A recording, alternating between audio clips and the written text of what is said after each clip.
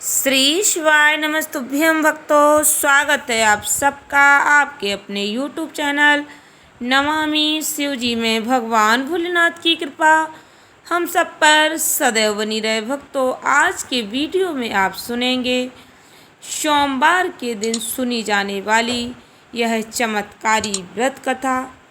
इस व्रत कथा को सुनने मात्र से आपके जीवन में आ रही बाधाएं दूर होंगी, आपको रोग दोषों से मुक्ति मिलेगी, आपके जीवन में जो भी आर्थिक समस्याएं चल रही हैं वो दूर होगी, संतान पर आए हुए संकट हमेशा के लिए टल जाएंगे।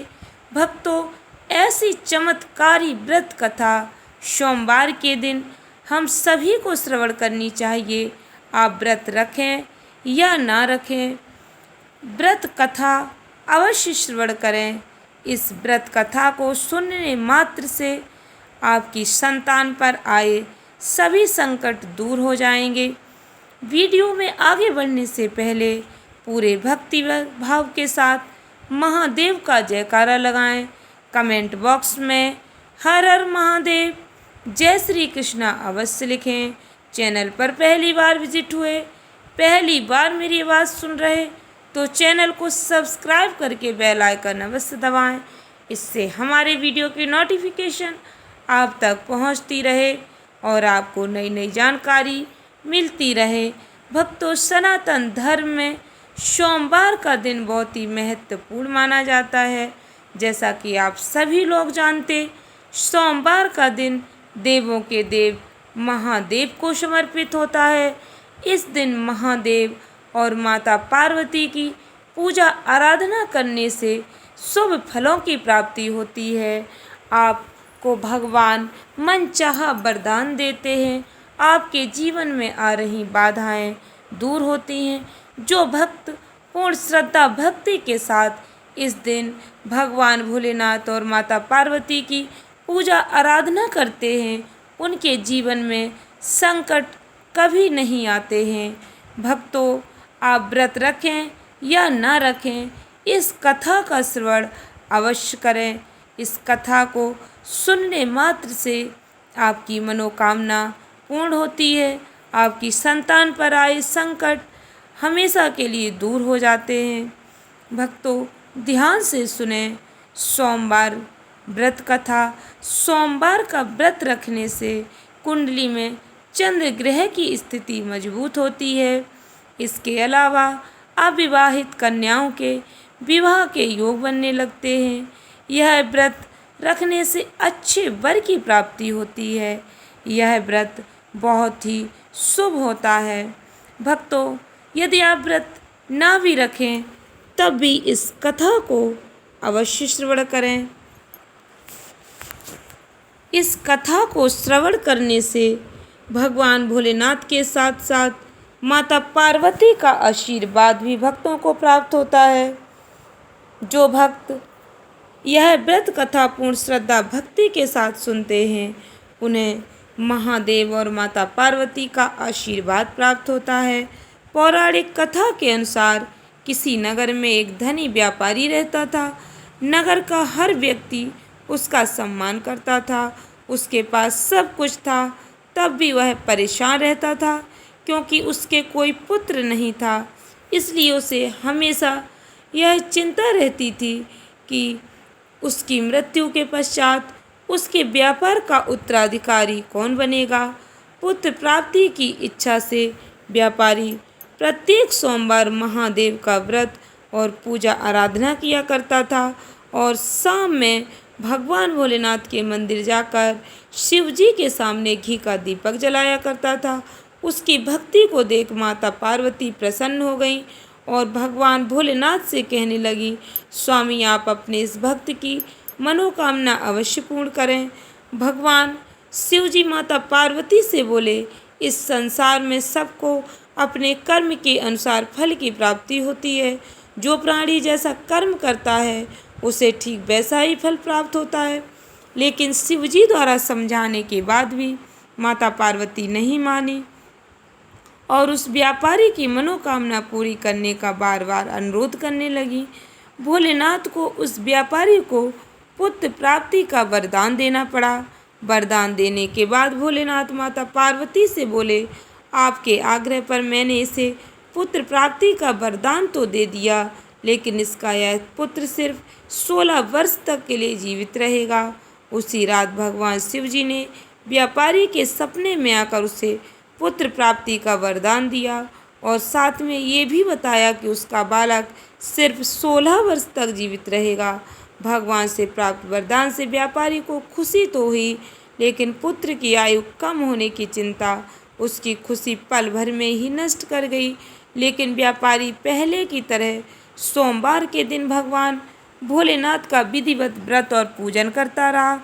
कुछ महीनों के बाद उसे एक सुंदर बालक की प्राप्ति हुई। पति पत्नी दोनों ने बहुत धूमधाम से पुत्र जन्म का समारोह मनाया। जब व्यापारी का पुत्र 12 वर्ष का हुआ तो उसने उसे उसके मामा के साथ पढ़ने के लिए वाराणसी भेज दिया। इस तरह से लड़का अपने मामा के साथ शिक्षा प्राप्ति हेतु चल दिया। रास्ते में वे दोनों जहाँ जहाँ भी विश्राम हेतु रुकते वहीं यज्ञ करते और ब्राह्मणों को भोजन कराते। कुछ समय बाद मामा भांजे एक नगर में पहुँचे। उस दिन नगर के राजा की कन्या का विवाह था। निश्चित समय पर बारात आ गई, लेकिन वर का पिता अपने बेटे को लेकर काफ़ी चिंतित था, क्योंकि उसका पुत्र एक आंख से काना था। उसे भय था कि अगर राजा को ये बात पता चलेगी तो वो तुरंत रिश्ता तोड़ देगा और इससे उसकी बदनामी होगी।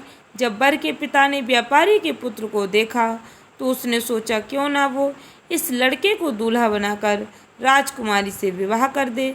विवाह के बाद वह उसको धन देकर विदा कर देगा और राजकुमारी को अपने नगर ले आएगा। वर के पिता ने इसी सोच के साथ लड़के के मामा से बात की। धन मिलने के लालच में लड़के के मामा ने वर के पिता की बात स्वीकार कर ली। इसके बाद लड़के को दूल्हे का वस्त्र पहनाकर राजकुमारी से विवाह करा दिया गया। शादी के बाद लड़का जब राजकुमारी के साथ लौट रहा था तो उससे सच छिपाया नहीं जा सका और उसने जाते जाते राजकुमारी की ओढ़नी पर लिख दिया कि राजकुमारी, तुम्हारा विवाह मेरे साथ हुआ था। मैं वाराणसी पढ़ने के लिए जा रहा हूँ और अब तुम्हें जिस लड़के के साथ भेजेंगे वह काना है।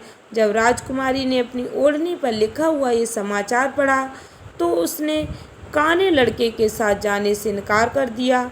इस तरह से बारात वापस चली गई। इधर लड़का अपने मामा के साथ वाराणसी पहुंच गया और उसने गुरुकुल में शिक्षा लेना शुरू कर दिया। जब उसकी आयु 16 वर्ष की हुई तो उसने यज्ञ किया। यज्ञ के समाप्ति पर ब्राह्मणों को विधि विधान से भोजन कराया, खूब अन्न वस्त्र का दान देकर विदा किया। रात में वह जब अपने शयन कक्ष में सो गया तो शिवजी के वरदान के अनुसार शयन अवस्था में ही उसके प्राण पखेरु उड़ गए।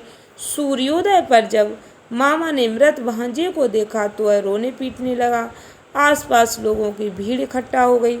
लड़के के मामा के रोने की आवाज़ वहीं से गुजरते हुए भगवान शिव जी और माता पार्वती तक पहुंच गई। माता पार्वती ने भगवान से कहा, प्राणनाथ, मुझे इसके रोने के स्वर सहन नहीं हो रहे, कृपया करके आप इस मनुष्य का कष्ट दूर कर दें।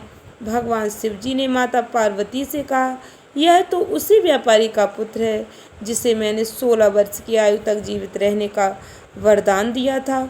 अब इसकी आयु पूरी हो गई है। माता पार्वती ने कहा कि आप इस बालक को जीवन दान दे दीजिए।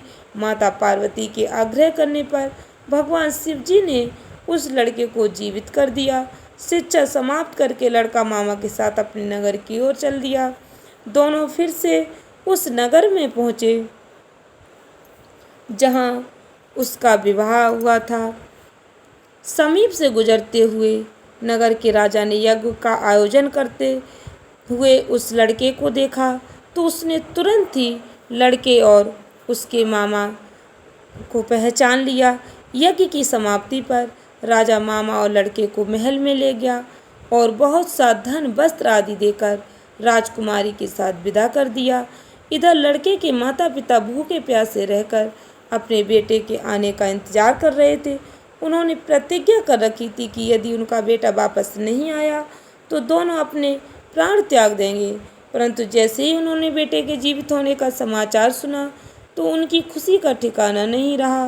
लड़का अपनी पत्नी और मित्रों के साथ नगर के द्वार पर पहुंचा, जहां अपने बेटे और उसकी पत्नी का व्यापारी और उसकी पत्नी ने दिल से स्वागत किया।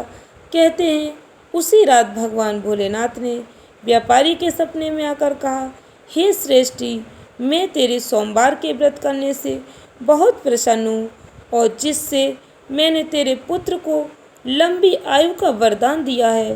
पुत्र की लंबी आयु जानकर व्यापारी बहुत प्रसन्न हुआ। आशा करती हूँ कहानी वीडियो आपको पसंद आई होगी। वीडियो अच्छी लगी हो, उपयोगी लगी हो तो अधिक से अधिक भक्तों को शेयर करें।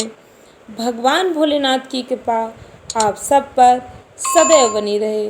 चैनल को सब्सक्राइब करके बेल आइकन अवश्य दबाएं। धन्यवाद भक्तों। श्री शिवाय नमस्तुभ्यम।